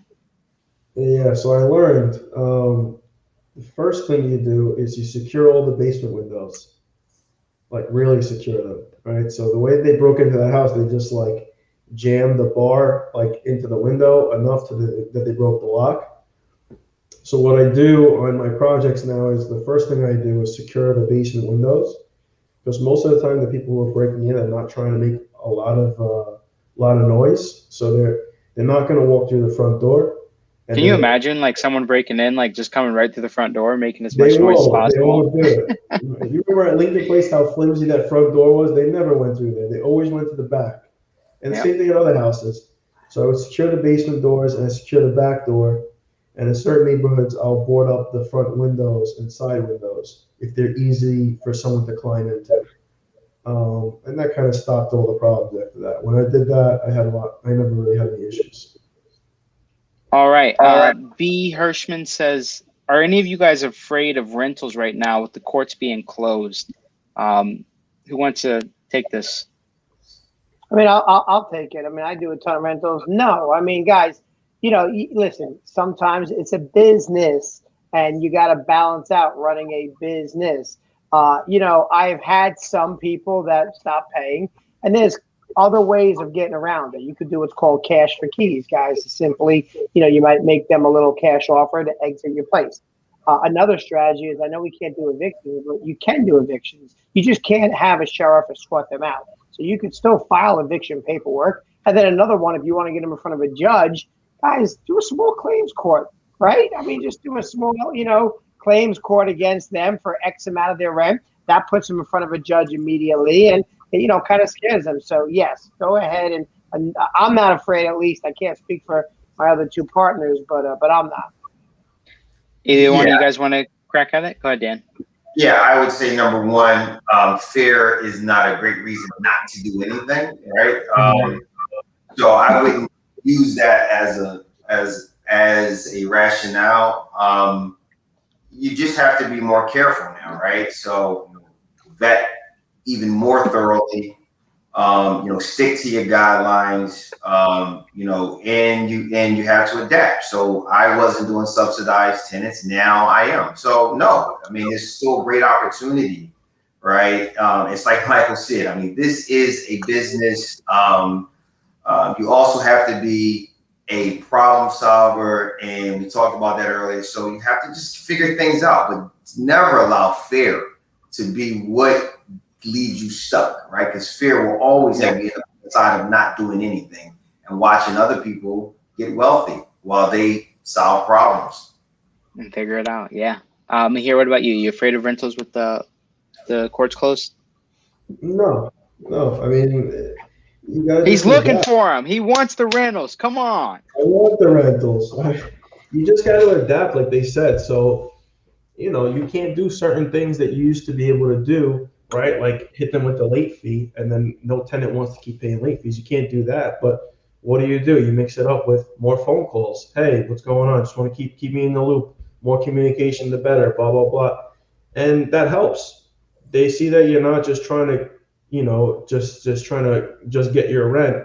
When you have a little conversation with them and say whatever the situation is, when we talk, it's better. At least I know that you're still here and you're not, I have other people who are really bad, blah, blah, and they pay. So my Jersey portfolio, I have one tenant not paying their portion. Out of all the tenants that I have, one tenant not paying their portion, not the Section 8 part. So I'm still getting the Section 8 part. Mm-hmm. And that's it. They've been like that for a year. So wow, that's great.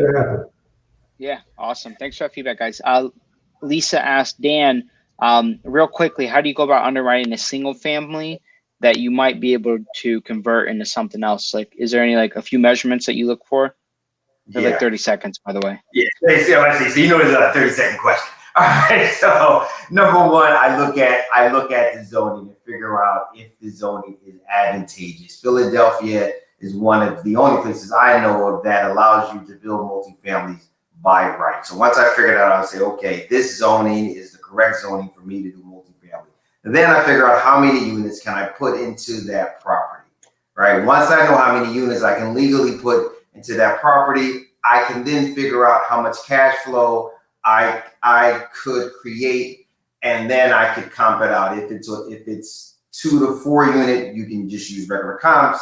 If it's a true commercial deal, 5 units and up, or if it has a retail component, then you use the income approach, and that's how I figure it out. 30 seconds. Look at that. You crushed it. Okay. All right. Ann says, hey guys, what are some of the areas that you guys are buying cash flow properties in? Like, what's your guys' areas for buying cash flow? Let's start off with Michael. Yeah, I mean, listen, I love South Jersey. I live in Cherry Hill, so I do all of South Jersey, Gloucester County, Camden County, I enjoy it. So I do all the area. I have some in Central Jersey, Middlesex County, Monmouth, some in North Jersey, but I particularly like, the South Jersey market, if that helps. Awesome. Dan? 100% in West Philly. There it is. Mahir?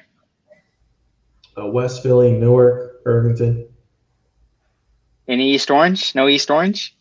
Don't ever walk into East Orange. That's it. Man, they hate anyone who's not from East Orange. Oh man. All right. Let me see. Where did this question go? All right. Yeah. So when it comes to property management, is there any systems or software that you guys are using to help manage your properties? Let's start off with Mahir for this. Appfolio. Yeah. And what's great about Appfolio for you? Appfolio, you can communicate with the tenants through there, through text and email. You can keep track of all your payments. Your work orders, you can assign them out to your guys through there. Your reporting, if you want to do monthly reports on your rent roll, your delinquencies, things like that.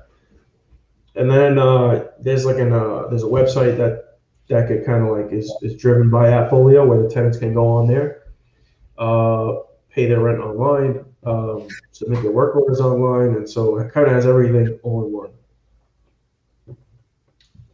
Dan, any softwares or what are you doing to keep track of your rentals for management aspect? Yeah, I use Yardi. It's a property management software called Yardi. Similar to Appfolio, same thing. Tenants can pay their rent. Tenants are onboarded through there. If there's any maintenance issues, they can be handled there, and you can also market properties through there, and they can pay there as well. Awesome. Michael, I know you're big into the self-management, so what are you doing? Yeah, so I use Hemlan, Hemlan, and it's very similar to all the other ones the guys said, but it's great. It's $2.50 a property, very inexpensive. It has all the bells and whistles. Everything else has automatic, paying, charging for the tenants and maintenance and marketing. It has really everything. One thing I like about this is the customer service is amazing. You can call them. They'll literally go on your own account and just really help you. It's not just, hey, read this email or read, they get on, they help you. And I really appreciate the customer service aspect of it. Awesome. All right, just one of you. What was that name? It's called Hemlane, Hemlane, Hemlane, Hemlane. Thank you. They're All right, excellent. One of you guys take this. So the gentleman is someone wants to get a hard money loan and they don't have any experience. Is that going to be a problem? And if so, how would you guys get around that? Go ahead. One of you guys take it. I would say the same thing. It certainly could be a problem, but you have to call multiple hard money lenders. I mean, some of this, like, you got to put the work in, guys. Like, if you got to call 10 lenders until you find someone who would do the deal, or they may make it where you have to put more money down. But you have to put that work in. Like, there's no secret weapon here. Some of this is just hard work. And ultimately, if you had to bring in a more experienced partner, then bring them on, right? Because the idea is to get started, right? Get started. So figure it out. Again, this is about problem solving. So number one, I would call around and talk. I found a hard money lender who was okay. If I could not, then I would find another investor. And like Michael said earlier, that's all of that exists in your networking world. If you're networking, you already have those pieces there. It's just about plugging into them. Anything to add, Mahir? Yeah, it's not that crazy. You just got to make some calls, right? Make some calls. And if you stuck with this one lender that you want to use, bring in a partner. Simple. Who's a partner who's done more than 5 deals, right? That's all you need. There's a million people who've done deals. If you bring them a good deal, they'll do a deal with you. And that's it. You gain your experience. After 5 deals, you're on your own. I gotta say, there are a million people out there, but I mean, you got 3 guys on this phone call right now that I'm sure would love to help you out in any way. So there you go. Don't be afraid to reach out to these 3 guys right here.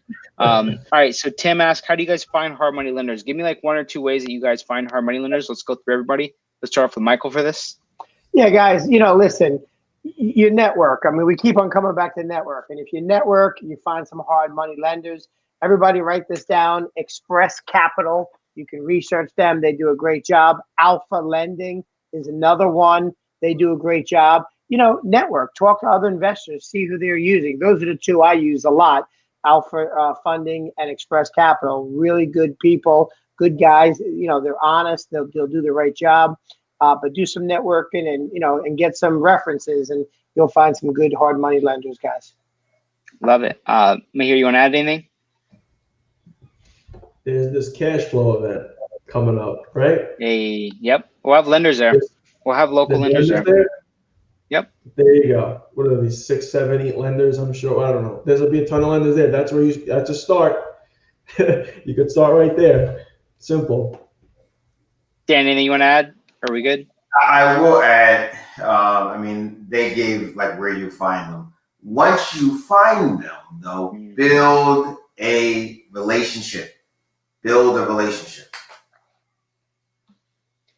All right. Yvonne says, I love this question.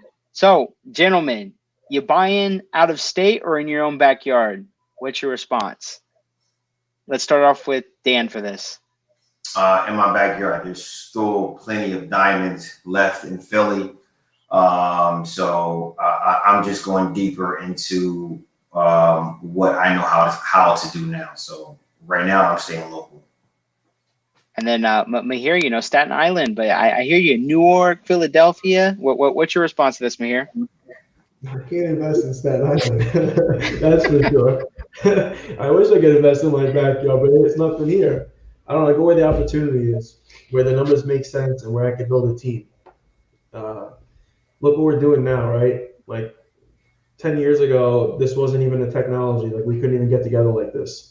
So technology can help you do so many things now that you should go where the opportunity is. And for me, West Philly is an opportunity, Newark, New Jersey is an opportunity, and I could do a lot of it from right here.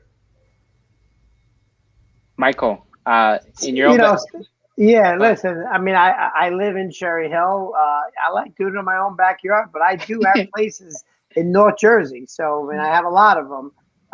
And, you know, I agree with Mahir. I mean, with the technology today, guys, you know, you could do so much. I mean, you can even show places without even being there. There's technologies now where you can have someone call up, they get a special code, they go in your place, and they look around. If they want to rent it, they send you an app. I mean, it's just amazing the technologies out there today. So it's really up to the individual. Awesome. All right, Coach Greg says, what's your guys' screening process? And like, if you could give like 1 or 2 ways that you guys might screen the tenant, let's run through that. Let's start off with Mahir. What's like 1 or 2 ways that you will screen a tenant? I don't know, simple stuff, right? Like, you know, you want to check their job, you want to know criminal history, background, like, you know, that kind of stuff, past evictions, if there are any bankruptcies, if there wasn't any stuff like that. And then there's some other stuff that you can kind of figure out by maybe talking to them, you know, where they're moving from, speaking to the previous landlord, possibly even visiting their current apartment to see the current condition and how they're leaving the place, right? You know, some things you could do like that. Great. Dan, what's your 1 or 2 ways that you screen tenants? I mean, that's basically all the ways. We have a whole checklist. Honestly, I haven't done it in a while. I have a property manager on staff. She does it, but we just have a checklist, right? You know, credit check, you know, check backgrounds, everything, you know, everything that was just said. There's not much more to really add to that. But I will say that when I used to do it myself, I would get a vibe. Like, I would talk to people. You know, you could sometimes get a vibe. I don't know if that's like if that's a criteria, but I trust my gut. You know, it always double check those pay stubs because they can fake those. Yeah, good point. Michael, screening process? I have them sing a song. Nah, I'm only kidding, guys. You know, listen, I mean, everybody's the same. I screen in the same way. There's no magic here. You know, you do a background check, right, guys? You do reference checks. You do a credit check. I mean, those are the basics. But I agree with Dan, too. You know, I do like doing like an interview. I mean, why not interview them? I use my gut also. Now, I use all the statistical information also, credit checks, background, or where they ever, you know, evicted before. But the final was going to be my gut on just, you know, how they come across and so forth. So, you know, but if you, until you get experience, there's plenty of checklists you can use and background checks and stuff like that you could just get done and so forth. If you're really not sure, guys, one of the best ways, I know you're not going to like this answer, but it's okay. Get a realtor. Get a realtor to help you rent your first place and stay with the realtor so you can learn the process. They'll pull a credit check, they'll pull a background, they'll do the reference check. Let them do all the work. Now, yes, I know you got to pay them, but guess what? You'll get a great experience of learning how they do that process. So food for thought. Spot on. All right, guys, I'm going to have 2 more questions here, and then we're going to wrap this up. Definitely want to be respectful of everyone's time. So this question is, how do you find a good property management company? I don't want to answer that. I instead would like to switch this question up because I think it can be more value. If we understand, what do we need to look for? What makes a great property management company? And I know, you know, Michael, you're doing a lot of self-manage. I mean, it seems like all you guys are doing self-management. So for you guys, what are some of the important things that maybe a new cash flow investor should be looking at when it comes to hiring a property management company? Let's start off with Dan for this, and keep in mind we got like a few minutes here, guys. Yeah, are they managing other properties in your area? Are they managing similar properties? Like, you know, if you have a multifamily, but they only manage, you know, mostly single families. You know, I'm trying to think of some other. I never had a property manager, so but you know, do they seem like they care, right? Or are they in it for themselves and just looking to kind of get turnovers so that they can get paid? You know, and again, that's why it goes to networking, because you can talk to other local investors and ask them, hey, who are you using? Who do you like? You know, because you don't have to reinvent the wheel. Mahir? Can't hear you. I don't think he likes property managers. No, I self-manage. So for me, I didn't have good experience with property management companies. Didn't matter the good stuff that people would say about them. For me, it wasn't a good enough attention, so I took it in myself, and things have been running smoother since then. So, Michael? You know, two things, guys. One, you know, there's nothing wrong with property management companies. There's some amazing ones out there. You just got to do the research. You got to do the network, and you got to interview them. You got to ask them the right questions, and you got to ask them, you know, how do they handle maintenance? Do they charge you extra? You know, how do they handle, you know, their costs, and really dig into that. But if you want to do self-manage, you know, here's a book here. I don't know if you can see this. I live by this book. It's by Mike Butler. It's Landlording on Autopilot. Guys, you know, take a screenshot. Hang on, get me in the screenshot. Hi, everybody. But you know, get the book. It's a great, great book. You know, you're always learning, but this book will really help you self-manage, you know, your stuff and so forth. So just a little suggestion there. Yeah, you recommended that book to me, and that book's a game changer when it comes to self-management. So definitely check that book out. I saw you get excited when I brought it up. Yeah, I'm always excited, baby. Come on. All right, guys, let's let this be the last question of the evening. So when it comes to analyzing, right, is it better to use sales comp approach, you know, where you're finding like-kind properties, or you're finding properties that are fully renovated maybe when doing your homework on a property, or the income approach when it comes to buying cash flow? Let's have all three of you guys just kind of run through this. Dan, start off with Dan. Well, there's a true system to this. So if you're 1 to 4 units, those are residential units. So you can really only use the sales comp approach. If you're talking about trying to figure out value, that's how your property is going to be. That's how a bank is going to figure out the value. If it is a commercial property, meaning there's 5 or more units, or if there is a retail component in the building, if it is a mixed-use property, you can use the income approach. Simple, right? Anything to add, Michael or Mahir? No, you know, I think he hit it right on the head there. I mean, you know, if you're getting appraisal, 9 out of 10 appraisals will you always use the sales approach. They'll put in the income approach, but for the most part, they're using sales. But I think Dan really hit it on the head with that. So nice job with that, Dan. Thank you. Awesome. All right, guys, this is my last question for you, and let's finish off with this. By the way, guys, I'm going to be posting their contact information. I'm dropping it down below, and it's also going to be in the comment section. As you can see, Michael already has his number up, but I'm going to give you guys his email, which you don't have. So make sure you're ready for that. All right.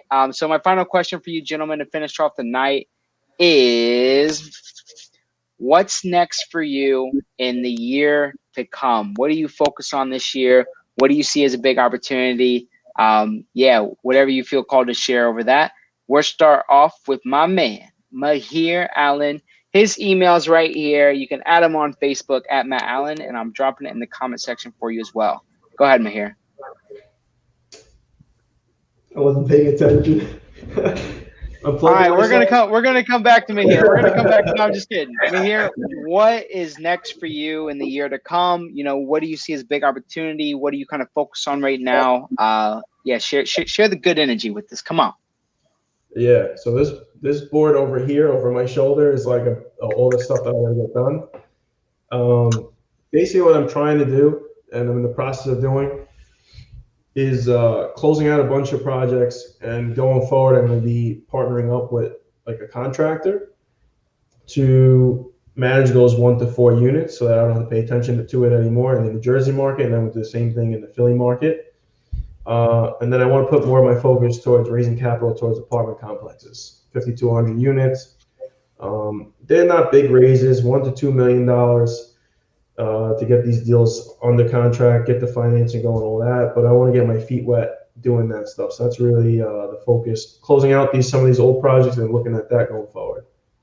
Love it. And are you like taking on private like lenders right now? Like if people are interested in investing? Definitely. Hit me up, follow me on Facebook or Instagram, or email me, and we can always set up a time to talk. Just some casual guys, doing business with each other. You can't beat it. You can't beat it in today's world, man. I love it. Well, Mahir, thank you so much. By the way, guys, his email's right down below. Take a screenshot. It's also in the comment section. So make sure you guys reach out. Mahir, we appreciate you. Dan, let's go to Dan. Dan's info is right here as well.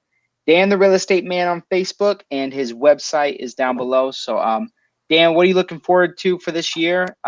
Big opportunities. Anything you want to share in terms of that? Yeah, sure. So a couple of things I'm working on the business is